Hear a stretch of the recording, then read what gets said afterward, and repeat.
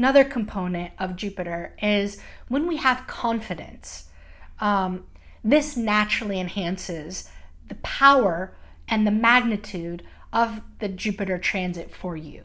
So when you see positively and you have gratitude, there is more of a reception energy within that. It's a bit more yin in practice, and a bit more internal, whereas confidence is more of the yang expression of Jupiter. It's an outward expression of believing in yourself and believing in the moment. So belief is another key component of Jupiter. So our beliefs, it also relates to faith. So when we believe in ourselves, when we have faith in ourselves, and also when we remember our inherent goodness, when we remember the goodness inside of ourself, and when we remember the goodness inside of everybody, the belief that inherently we're all good at our core, this also creates a reciprocal feedback loop between you and the other people in your life for there to be